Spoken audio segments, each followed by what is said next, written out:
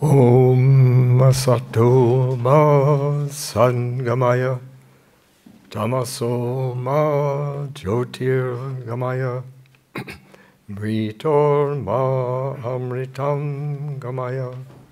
Om Shanti Shanti Shanti. Om, lead us from the unreal to the real. Lead us from darkness to light. Lead us from death to immortality. Om, peace, peace, peace. The subject this morning is light and joy.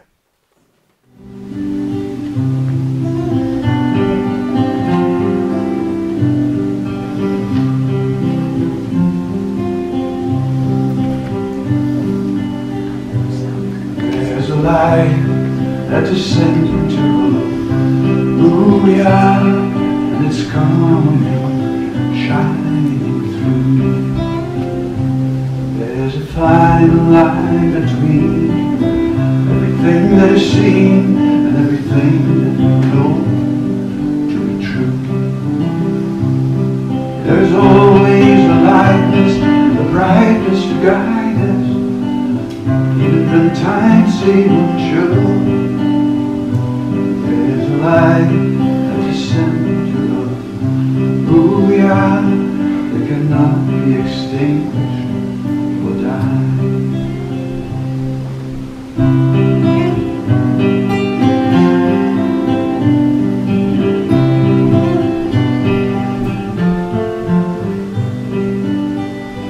There's a love at the center of who we are, peaceful and poised and secure, and it can't be disturbed by what goes on in our world, or the things we feel we have to endure. There is always a brightness, a lightness to guide us, even when times seem unsure. There's a love that descends to us who we are, and in the midst of it all, it's pure. Love comes in so many guises. Truth is only one. Life doesn't really hold surprises. You get the gist of the journey from the moment you're born. That's why I can sing you this song.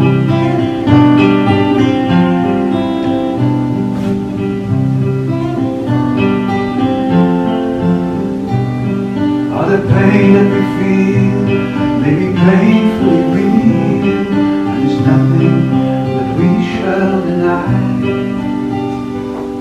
There's a light at the center of who we are, that cannot be extinguished or died.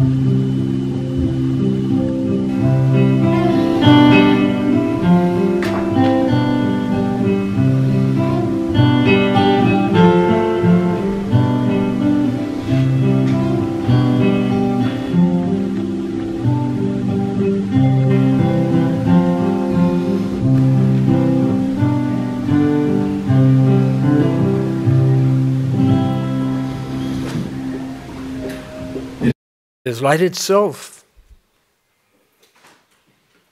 Who can define thee, who art self-existent and self-luminous? He shining, all these shine. So the Bhagavatam and the Upanishads speak to us of light and joy. I'm going to tell you the secret. This was written by Swami Vivekananda. I was going to save it for the end, but I just couldn't stand it. May my luminous love fasten firm to him, capital H, to Shiva, in whom arise visions of glory immeasurable. May my luminous love cling to him who is utterly pure like the sky, who is Lord of all, having no Lord over himself. May my luminous devotion be attached to him, by whom all delusion is destroyed, in whom lordship is forever existent. May it be attached to him, who manifesting surpassing love is named the great God. The firm embrace of him, love itself, reveals within the heart the infinity of being, the falseness of the worlds. I salute mind, capital M, which has its support in Shiva, but has lost its pristine perfection and assumed misshapen forms. I salute mind, in which all the impresses of the past are blowing like a furious tempest. I worship Shiva, in whom ideas of cause and effect, thoughts and impresses, and countless varied forms become the real one, capital R, capital O. I worship him in whom, when the wind of change is calmed, there is neither within nor without.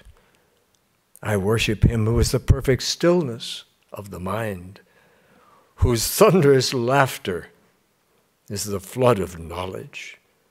He from whom all darkness is dispersed, who manifests as white radiance, who is beautiful as the white lotus. He who is indivisible, who is sought in meditation. He who is realized in the heart of men of self-control. May he, that lordly swan of my mind, protect me. May he protect me who am bowing before him. Swami Vivekananda. This morning I think you should know, because we wouldn't want you to be here under uncertain or misguided premises. This morning is going to be an opera. It's an opera. This is an anthem of light. I hear America singing with Walt Whitman. The varied carols I hear. The whole world. I hear the universe singing when the morning stars sang together. Oh Lord, what a morning. Oh Lord, what a morning. Oh Lord, what a morning when the stars begin to shine. In the beginning, God said, let there be light. Darkness cannot drive out darkness. Only light can do that. Hate cannot drive out hate. Only love can do that.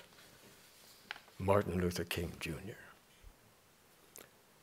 We had a friend here named Lex Hickson. He was one of us. He kind of ecumenical, kind of encyclopedic, like Houston Smith.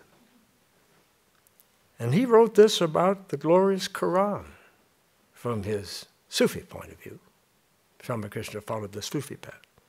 All existence, he says, as the hidden depth of the glorious Quran reveals most mysteriously, as it is there in the Quran, that all existence is the light of Allah. Within the light of Allah, the Nurun ala Nur. The cry of the soul is therefore light, more light, and only light. The light of Allah is the illumination of heaven and earth, the only medium of awareness and being, the sustenance of souls. All creation longs for light and evolves toward light. We are fish swimming in the ocean of light, birds flying in the sky of light.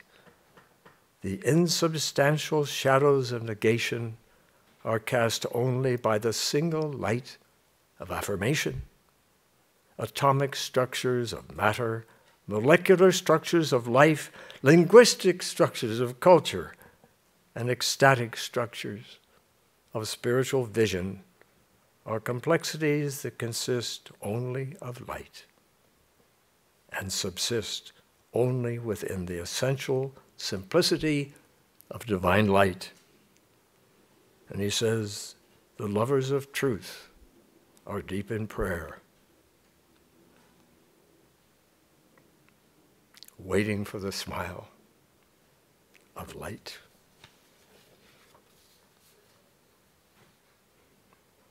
Here's one I love. Let in the light. Within your hearts, O brothers, doth burn a flame of the divine Creator, capital D, capital C, itself, capital I. Realize it.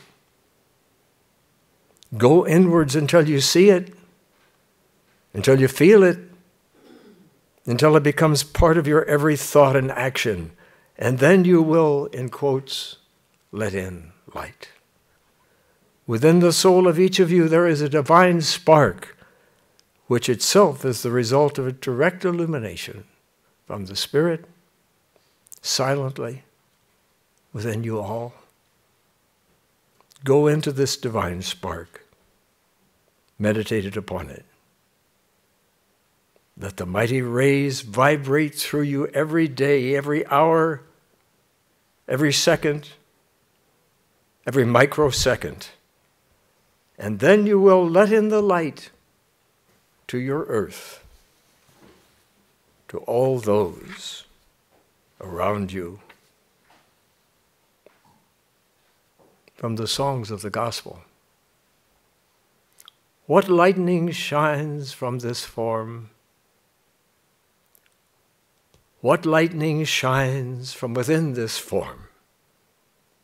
In Chit Ananda, in the nectar of bhakti, be engrossed. Who are you, O holy men? Sages like you wander about the earth, shedding the light of knowledge and peace. Wherever there is unrest and ignorance, deign to shed that light on me, that all my ignorance may disappear. Again, the Bhagavatam. Now, you know, we have our understandings of this and as Americans, and I just thought I might remind us of some of them. Dashing through the snow on a one-horse open sleigh, o'er the fields we go, laughing all the way. Ha, ha, bells on bobtails ring, making spirits bright. Oh, what fun it is to laugh and sing a sleighing song tonight. How about, "O come all ye faithful"? The Latin. Adeste fideles, laeti triumphantes, venite, venite in Bethlehem. And it says, Regum angelorum, King of the angels, venite adoremus, let us come to adore thee, let us come to adore thee. Venite adoremus Dominum. And one version has it, Deum de Deo. Deum de Deo, lumen de lumine. God of gods, God of lights. You know, we sing a song at Vesper service every night. Again, I think Vivekananda wrote this. Sure he did.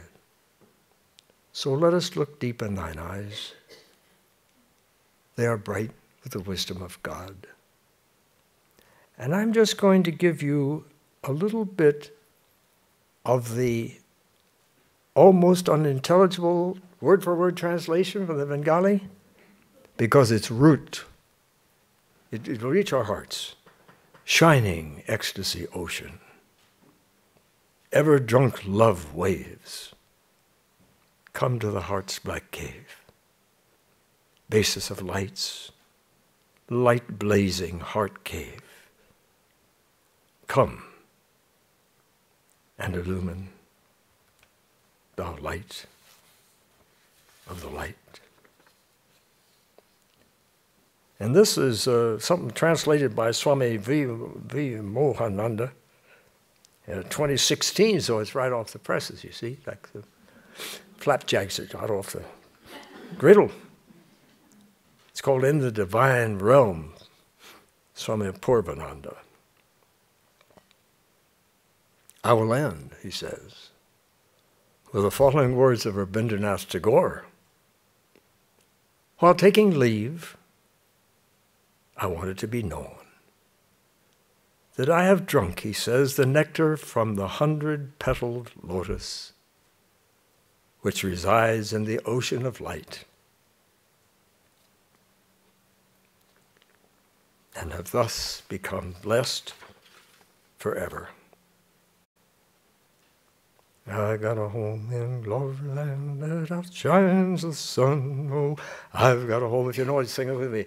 Outshines the sun. Oh, I've got a home in glory land that outshines the sun. Look away beyond the blue.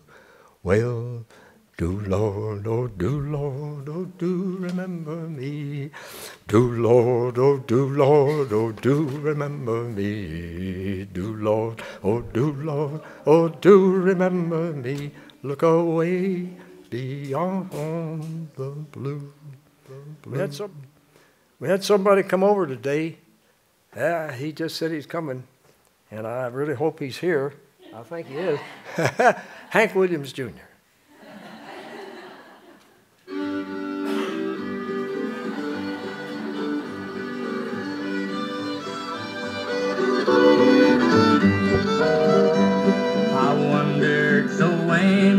Life filled with sin, I wouldn't let my dear Savior in. I saw the light,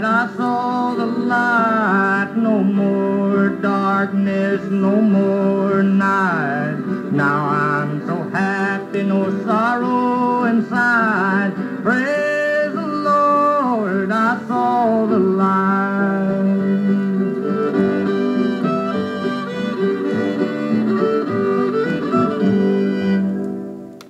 Glory, glory. Somebody say glory. Let me hear it from the balcony. There you go. Praise God. Hallelujah. You know what hallelujah means? It means God's with you.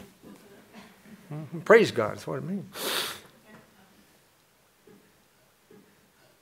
The universe doesn't become less spiritual, it's said, as we understand it better. In fact, the poetry and scientific truths flourishes with deeper understanding. That's Adam Alter talking. He's a professor in the School of Business. He's talking in June 2016, so it wasn't a long time ago.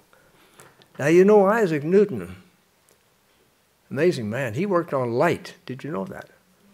He set up a prism in his little room, and he sent a beam of white light. He worked on white light. And he split it into the component parts that we think of as a rainbow. And you didn't ask, but someday we might have got around to it, talking about our favorite poets and some of their favorite poems. It might surprise you, but I think my favorite poem is Shelley. I mean, what more does one have to write and say in one lifetime than this? He is capitalizing, you know, like one. The one remains, the many change and pass. Heaven's light forever shines, earth's shadows fly. Life, like a dome of many-colored glass, stains the white radiance of eternity. So let's just have a little fun with our friends Feynman and John Dobson and the scientists. You know, Erwin Schrödinger is considered a Vedantist. He is. Neo-Vedantist, I think they call him, but that aren't we all? This business of light, you know, I think we have every right to think about it ourselves,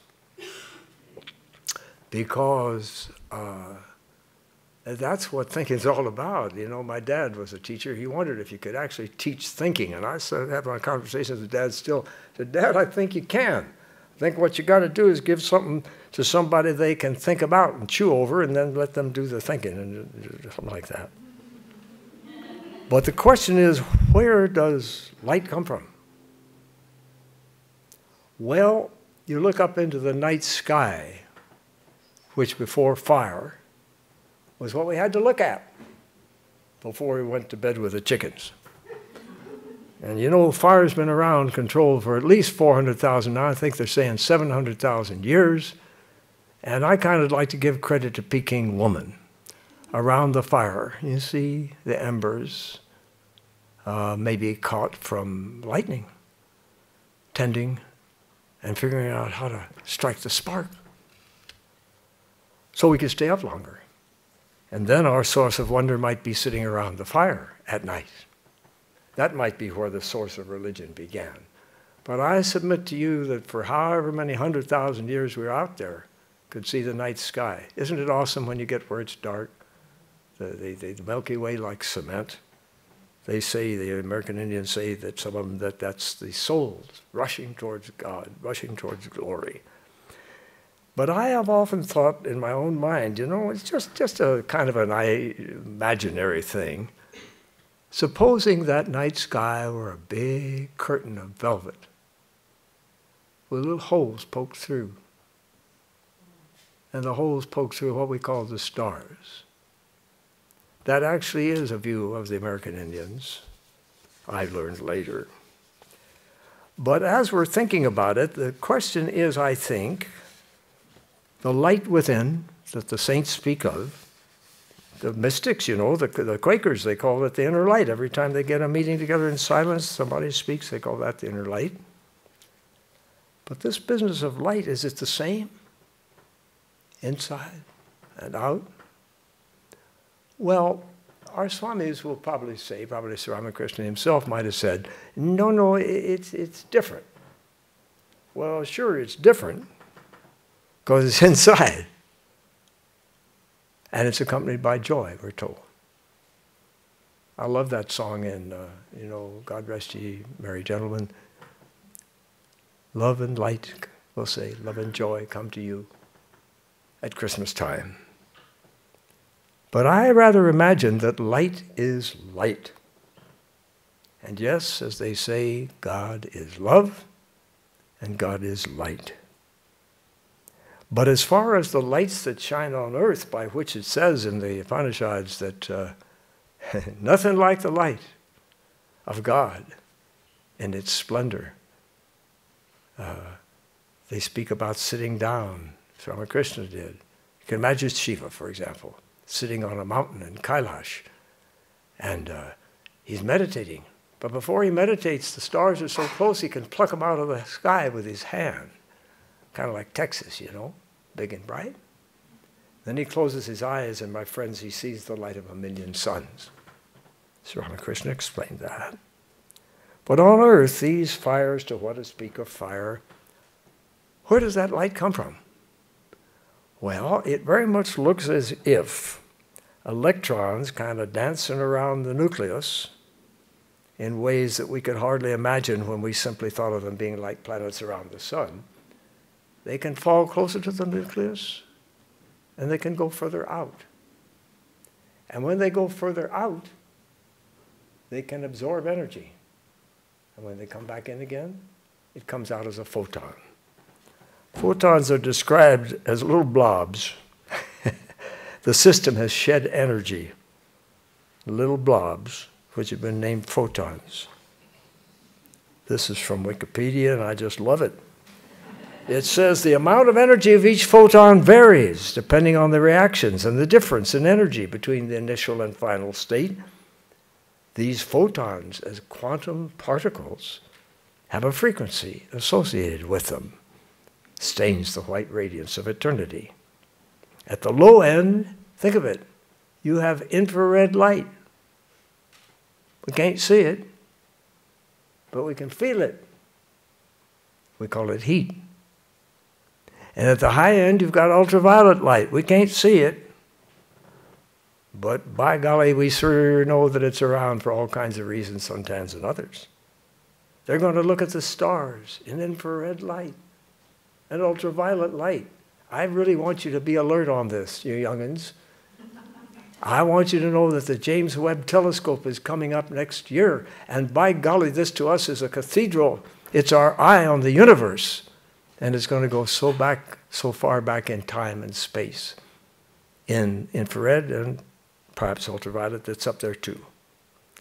And in the middle ranges of frequency, they say, you have visible light, where red is fairly low energy, low frequency, and up through yellow and green to blue, which is high. And it's at the time that the electrons, which are kind of boiling around, they're in an excited state. They absorb energy. They kick themselves up into the higher ring, a little further from the nucleus, and when they come down again, a photon is born. We know quite often in our experience, probably most of what we think of, is fire.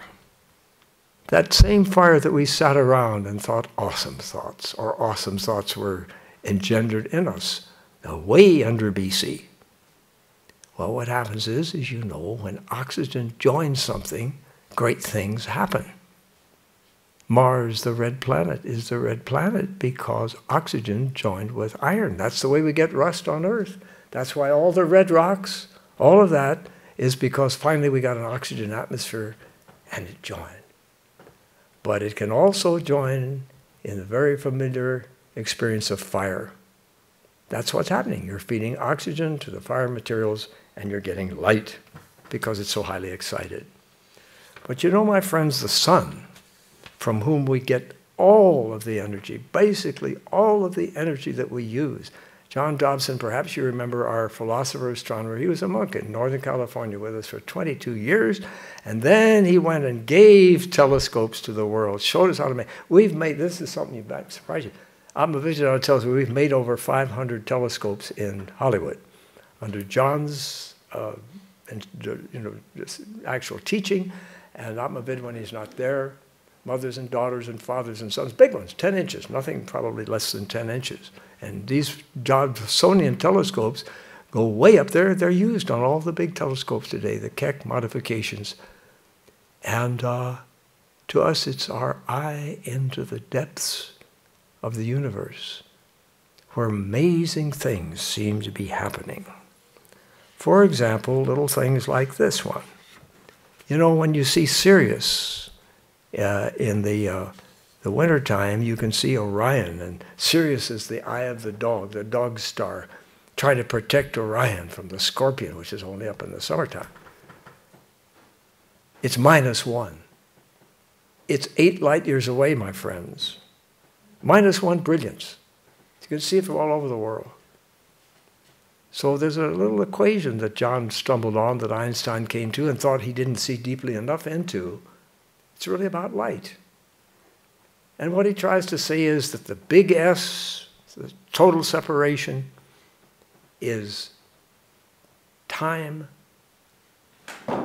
They're actually space minus time, x minus t. It's x squared, the square root. It's all very exciting, but it's there.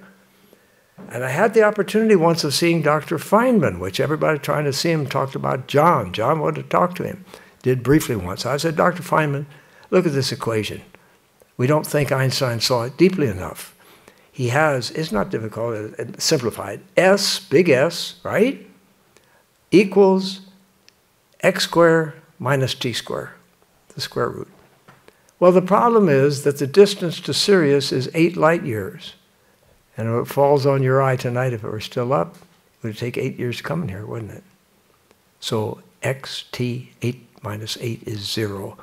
In space-time, the separation is 0.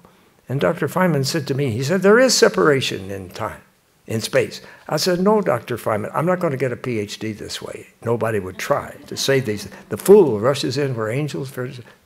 I said, no, Dr. Feynman, you see, we're talking about time coming in with a minus sign.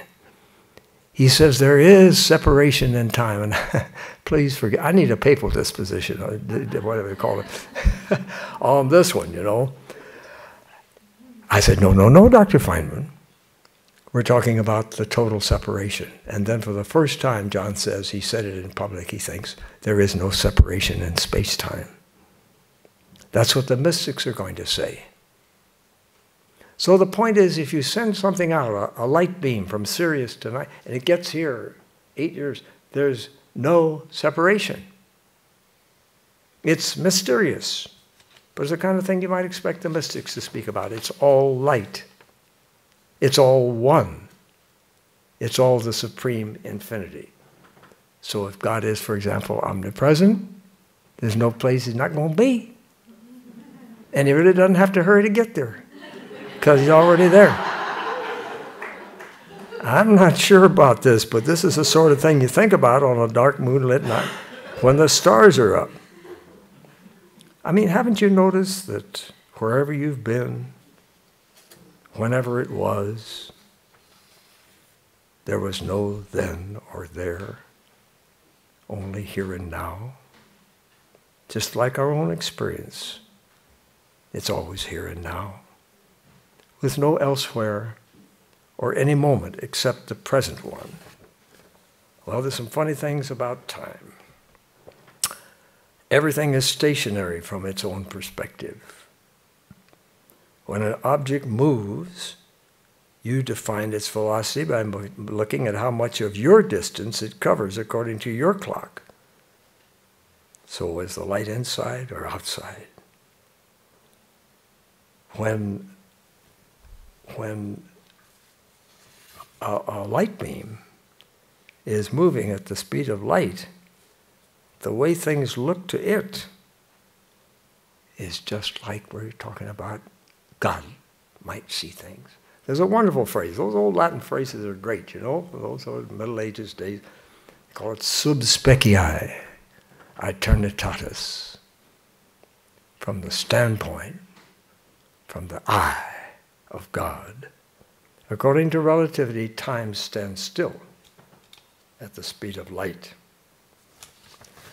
So I'm just saying that if we're inspired by it, I feel that astronomy, physics, making telescopes, sitting out at night and becoming contemplative is a grand way to begin. I think that's where we all started. The problem is, I think we should understand that what we're talking about is obviously on a grand scale. Yeah, on Earth it's fire, but the sun is not burning. It used to. It used to have the regular thing of fire and oxygen, whatever it was, helium was burning.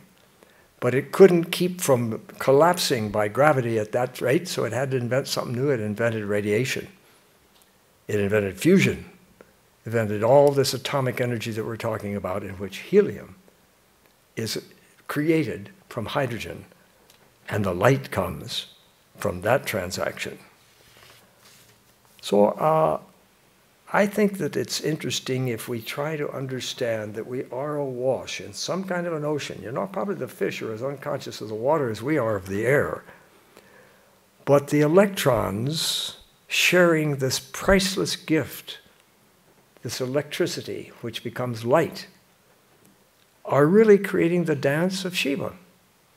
So much so that if you know the Tao of Physics, Professor Capra, some years ago, wonderful book, our book, we've talked to him, we love him, he loves us, has a picture of Shiva. And then it has the trails that can be seen, the electron trails that can be discerned in the exam.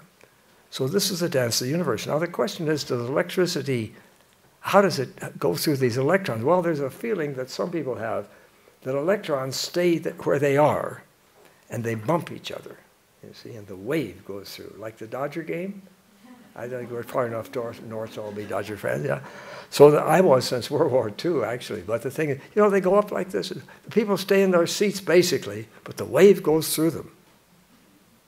And whereas fire creates heat and light, electricity may be like a bump, like the people sitting next to each other on the New York subway. I talk about New York because I grew up there. Well, I didn't. I was born there. I never grew up. But then you knew that anyway, yeah. All right. I want to say that everything existing in the universe, we're told, from the blade of grass to the sun itself, is impregnated with a cosmic energy, that Shakti, capital S, with which Ramakrishna identified himself. That is to say, Mother. That's Swami Yogeshananda, 94 in the shade, they tell me, down there in Trabuco, writing we have some wonderful new books out. The life of the French Swami, Swami Siddheswarananda, went to France before World War II, during World War II, and Yotishananda, oh my goodness, who was Yogeshananda's guru and all that. So now let's go to our boy, our Vedanta boy, Erwin Schrodinger. The reason I'm emphasizing this is, a lot of us were born, as we say, west of the Mississippi. We were born west of the Ganges. And I would like a lot of people to understand, that we have a song to sing too. I have a song to sing, oh, what is your song, oh? It's from the Yeoman of the Guard in Gilbert and Sullivan. Ran into a Quaker the other day, wonderful old guy. He looked down at me, he said, you know what the bird said? I said, what did the bird say? He said, the bird said, I sing, not because I have a voice, but because I have a song. So I want us to feel that everything around us is spiritual. I want us to feel it. Like the fish is feeling the joy leaping in the ocean of bliss. Another Ramakrishna image. Because if we can feel it somewhere, then we're on our road, are we not? Up the mountain of God to union with God. And I love to say that spiritual experience is not all that fancy. And as Americans, we're a little bit skeptical, you know, well, the Indians talk about it, but what about me? Hey, it's as easy as anything. Because the near end of that rainbow, the near end, the infrared end, is love. And Swami Atmattwananda said, we have no excuse. We used to love as babies. And as we go along the rainbow bridge of our life into this song and dance of eternity, we will get one day, who knows when, in God's own good time, to the land of the ultraviolet, the land of light. You know, our Swami gave us, founding Swami, some wonderful prayers. Jesus gave us a prayer, did he not? Swami's prayer was, O Lord, I want to love thee and thee only. Please help me. And the other one, like unto the first, is, O Lord, reveal thyself in thine own good time, but grant me devotion. Now, I'm going to get a little practical with you because we're mostly Yankees in this room as far as I can see. And of course, the people that got off the boat yesterday from India, they're Yankees. And my Lord, look what's happened. They've hit the ground running. Governors, you know, I can't go, we don't have time. Spelling bee champions every year. But they've given us everything, including their greatest export, my friends, spirituality. And when I see somebody that just came yesterday from Calcutta to visit, I say to them, what took you so long? Erwin Schrodinger. Well, I'm going to be practical. That's the point. How about that prayer, O Lord, I want to love thee and thee only. Please help me. You know, if we were real scientists, because it's only between us and God anyway, nobody's listening, nobody's looking, we'd try it out. We'd try it out. And not just one day, but try it out for a while. He's very generous. He's got a lot of stuff that he's really eager to give away. Are we courageous enough Our self-conscious little selves, you know, Bette Midler's song, never learned to dance, afraid to dance. To just sit down one morning in meditation and say, oh Lord, I've got your attention. Hi Lord. I want to love you. And you only. Please help me. See what happens. Aaron Schrodinger, in his influential 1944 monograph, What is Life? Because he actually founded the world of microbiology and directed all this stuff. The eminent quantum physicist Erwin Schrodinger, Vedantist, that's our addition, argued that this is what living things must do, the swimming in the ocean of God. You see, this thing is about entropy. We're burning things all the time, and once you scramble an egg, you can't unscramble it. The only way you can get it to go backwards is to get a motion picture, and so the glass jumps back up off the table. An open system can keep its entropy, that scrambledness of things, low. That is, divide energy among its atoms by greatly increasing the entropy of the surroundings. We eat everything in sight. Our job is not to eat up the whole planet. But that's how we go. We are defying the law of entropy, which everything's running down, heat, unusable, by this marvelous temporary reprieve that God given us because He loves the show. He loves to watch the waterfall with new atoms all the time. He loves to see the meteor shower. We're God's meteor shower. We're stardust. You know, this is not just theoretical. A plant, for example, he says, absorbs extremely energetic sunlight, uses it to build sugars, and ejects infrared light, heat, a much less concentrated form of energy. So, my friends, from this speculation, from our Western angle of perception, is it possible? Is it possible? Each person should think of this for herself and himself, that God is love. That God is light, infinite. They talk about Satchitananda, existence, knowledge, bliss, the way to describe nirvikalpa samadhi, which can be beyond description, infinity. And some people are saying, I think it's Swami Atmattwananda, that there's awareness, there's existence. First is existence, and then there's awareness of existence. And that awareness of existence brings joy, Satchitananda. But the Swamis like Swami Prabhupada will tell us that when the light comes in the form of samadhi, it's joy. I'd like to just stay a minute with the personal side of this. I think it's pretty impressive what our Swamis have reported back. I love these things. The scriptures are just the writings of the illumined souls. O Lord, it said, Thou art self-effulgent, the embodiment of truth.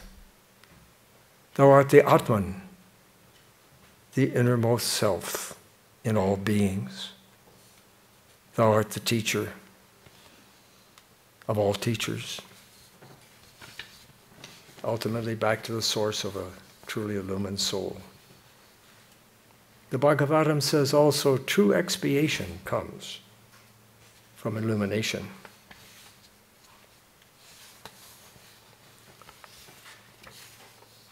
Morgan Freeman has been my favorite preacher right now. Hey, I've heard some great ones. I heard Daddy King, Dr. Martin Luther King Jr.'s father. And I think we have time to slip this in by. He was talking about preaching at that time. He said a lot of the young preachers come up and they think that all you got to do is open your mouth. He says, you know what comes out? He says, hot air. He was advising them to do some time in reflection or whatever it is in preparation. But he talked about, speaking of the lady in the balcony there, a woman that was passing by her neighbor's home in the South, and the man was standing behind a little white picket fence in his front yard, the garden there, grassy lawn, and she said, Brother Jones? And he said, yes, Sister William. I said, Brother Jones, she said, I hear, this is Dr. Martin Luther King Sr. saying, they call me America's preacher. Well, maybe I am, guess I am. He said, Brother Jones, I hear that lately they're telling me that in church you're commencing to shout. And he said, well, Sister Williams, I'll tell you. He said, my wife just got over a 6-year illness, and my daughter was graduated from law school, and my son got out of jail. He said, now, Sister Williams, he said, I do shout. I do shout, but you got to have something to shout about. And Rene Pineda won't do this because he doesn't seem to see it as I do, cathedral experience. He went to Tupelo, Mississippi. You've heard about somebody in Tupelo? This man, what's the man's name? Is a singer, some Elvis fellow. Elvis Presley came to church in Hollywood, at the temple. He could never come to church because he knew that he would disrupt the service. But he came at night with his mentor, Larry Geller. Amazing people. I envision him at 1 a.m. in the morning with one of those gold spires sticking up there and a full moon in the background. So anyway, he went with a friend of his. Rene is Latino, American, more American than I am for sure. His folks have been here for thousands of years, Arizona and Mexico.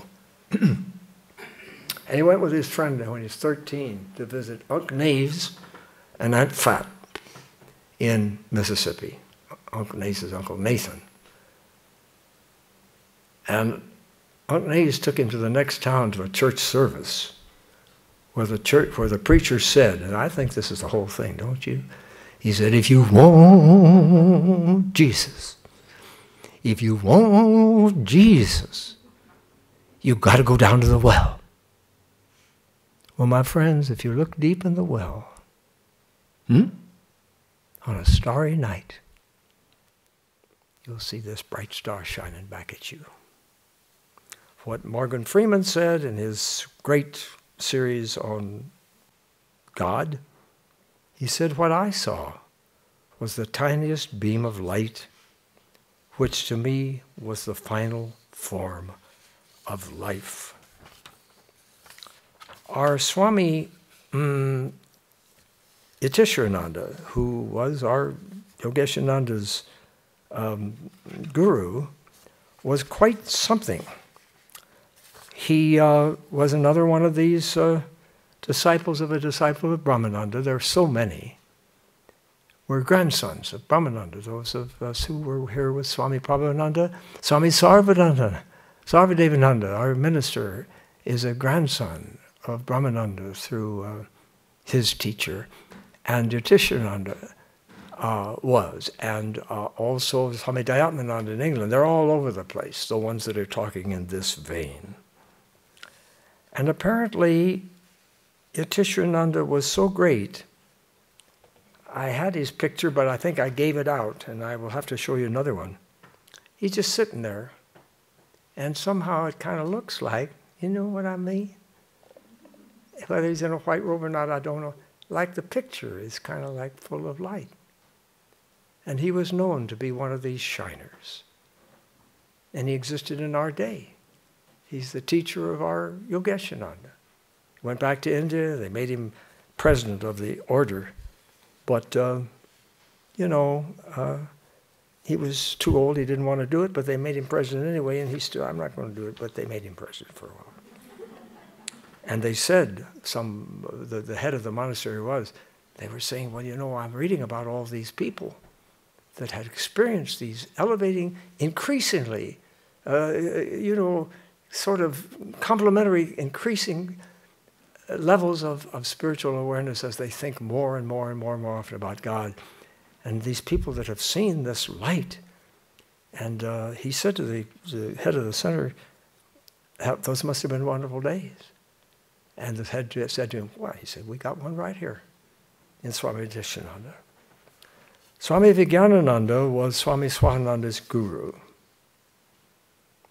And I think that it's very exciting to realize that it was he, an engineer, who helped to really work the engineering plans out for Bellarmine, and Brahmananda, who had the most visions of this sort, of gods and God and light.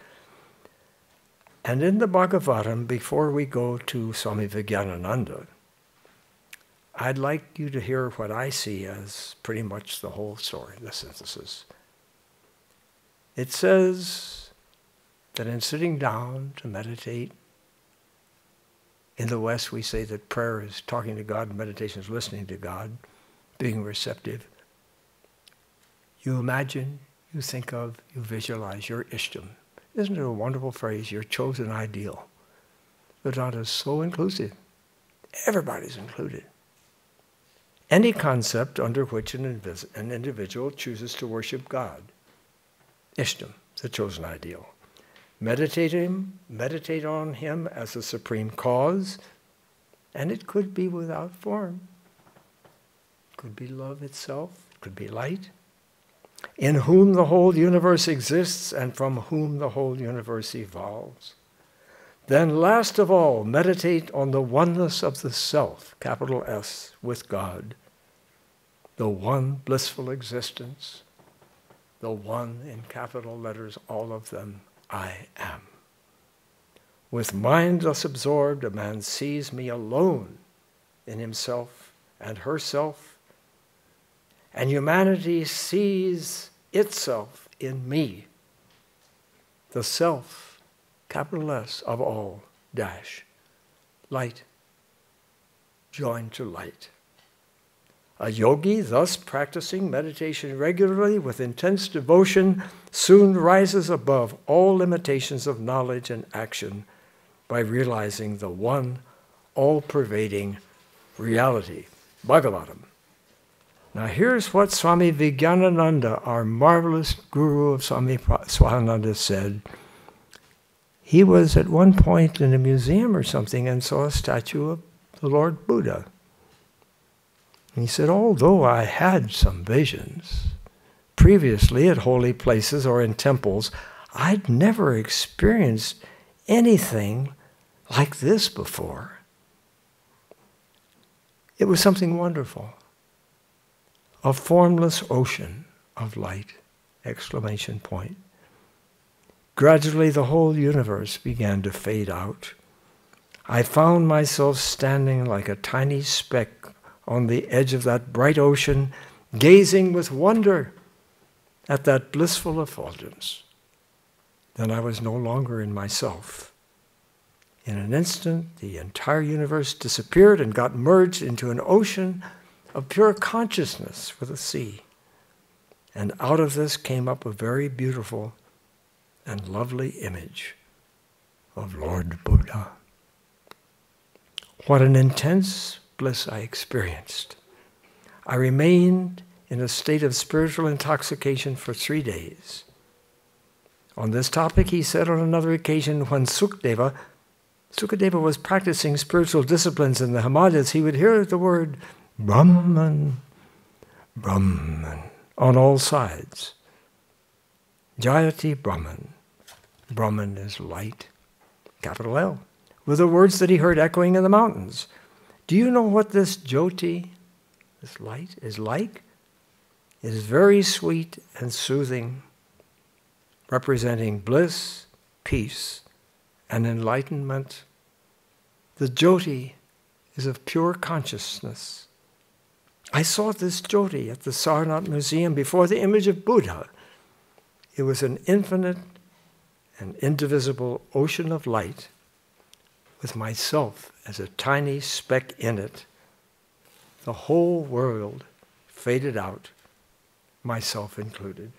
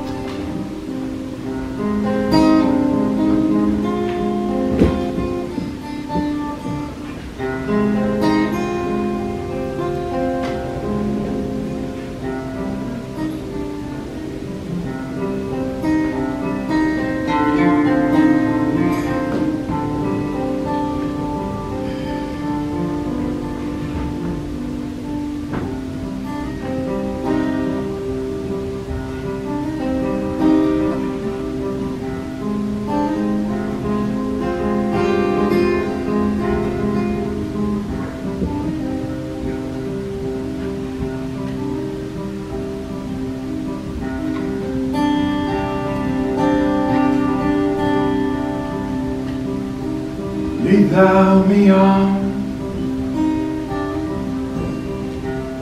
shine kindly light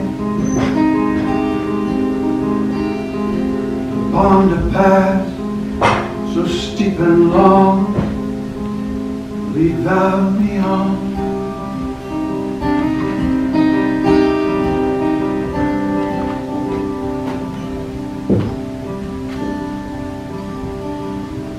The night is dark, and I'm far from home. Provide the spark to lead me on.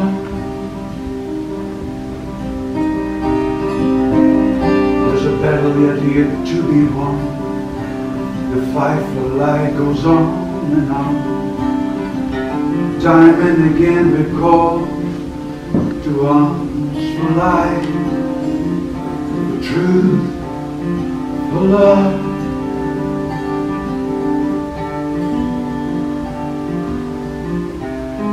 'Cause you are the one that I love the most, yes.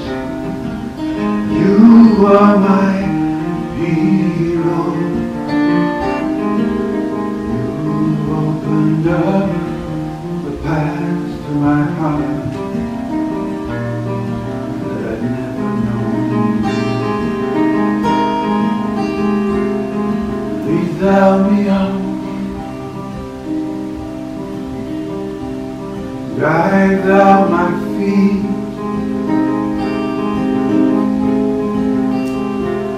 I do not ask to see what lies ahead. One step's enough for me. There's a battle yet to be won. The fight for life goes on and on. Time and again we're called to arms, to love, to truth, to love.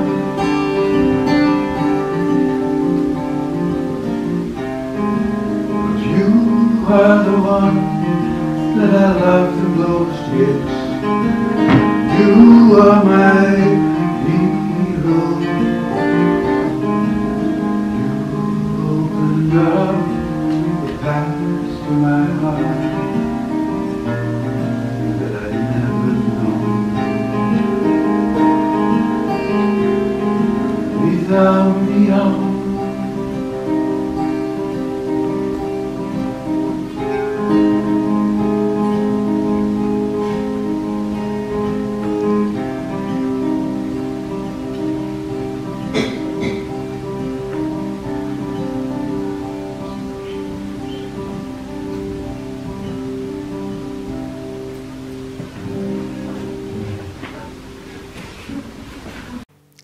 Swami will be here next Sunday.